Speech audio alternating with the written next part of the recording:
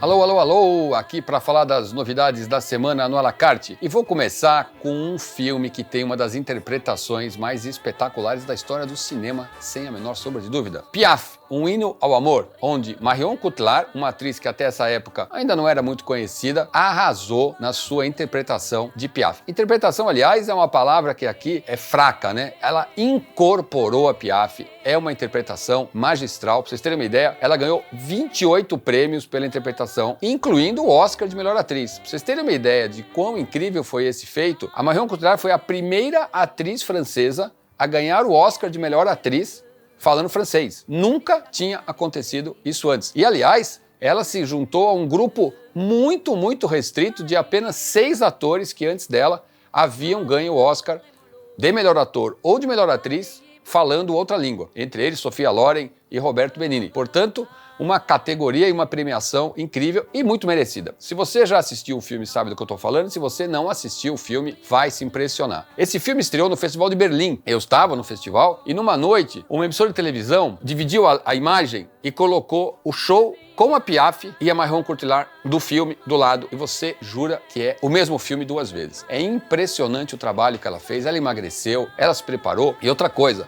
não é ela que canta, mas você jura que é ela que canta de tão bem que ela faz a incorporação desse personagem. Como eu já falei, Piaf é a vida da Piaf, grande cantora francesa, ícone, né, da música francesa e intérprete de uma das canções também mais famosas de todos os tempos, La Vie en Rose, cantada também por várias outras cantoras e cantores. Filmaço, incrível, espetacular, uma interpretação magistral, Piaf, o hino ao amor.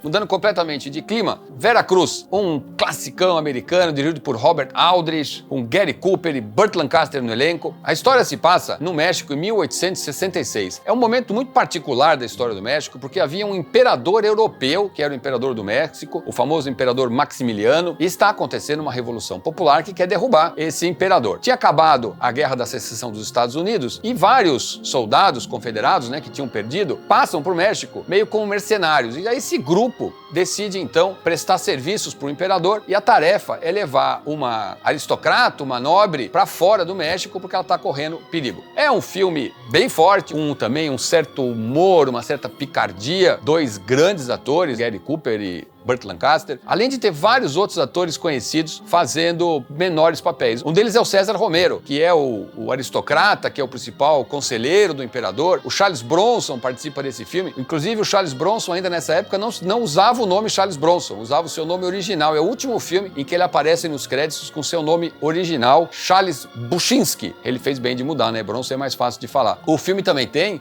a imortal Sarita Montiel, que era uma atriz mexicana que foi para Hollywood, fez muito sucesso. Precisava de uma mexicana, era ela que aparecia. O filme tem muita ação, tem uma trama divertida e tem esse momento histórico muito particular, que foi o México governado por um imperador europeu, Veracruz.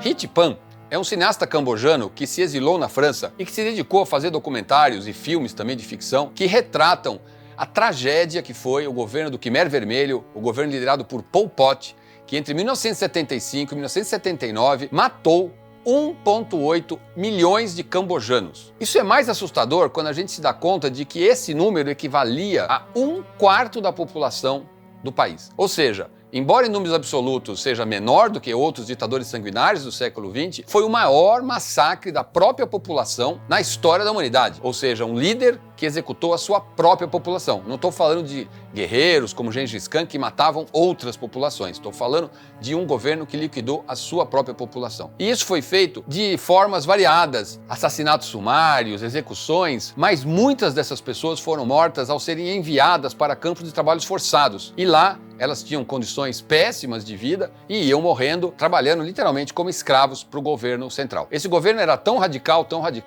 que acabou sendo derrubado pelo governo comunista do Vietnã do Norte. O à la carte conseguiu 3 filmes desse diretor. E essa semana a gente coloca o primeiro, Dutch, o mestre das forjas do inferno. É um filme de 2011. Nesse filme, o cineasta conseguiu entrevistar um dos poucos líderes do Khmer Vermelho que foi aprisionado e que foi julgado por crimes de guerra. Esse homem tinha sido comandante de um dos campos de concentração, de um dos campos de trabalhos forçados, o comandante Kaing Gek-o, mais ou menos assim, não sou especialista nessa língua, mas que tinha o apelido justamente de Dutch. E aí ele vai entrevistar esse homem, o filme tem várias outras imagens de arquivo, uma série de outras imagens que ele recolhe, e tem esse depoimento de um homem que não mostra nenhum remorso em relação ao que fez e que vai contar a lógica que movia essa carnificina. Um filme importante que vai ajudar você a conhecer melhor esse terrível momento da história do século XX. Dutch, o mestre das forjas do inferno.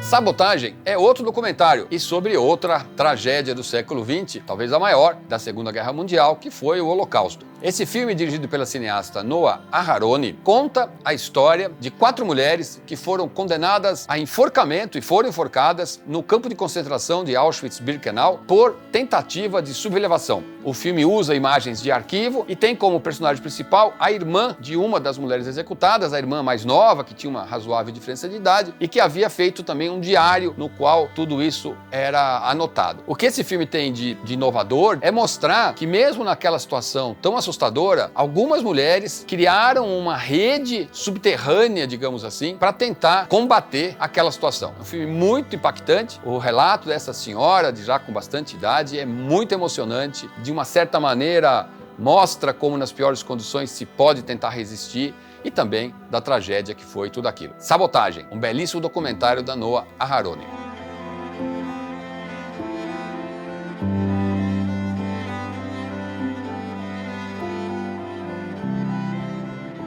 E ainda temos o terceiro episódio da série Love Club. É uma minissérie italiana, se você não assistiu ainda, se passa nesse clube noturno que é frequentado pela comunidade LGBT da Itália. Os 4 personagens principais vivem muito em função desse espaço que está ameaçado de fechar. É uma série bastante divertida e ao mesmo tempo bastante intensa nas relações e na vida desses personagens. Love Club.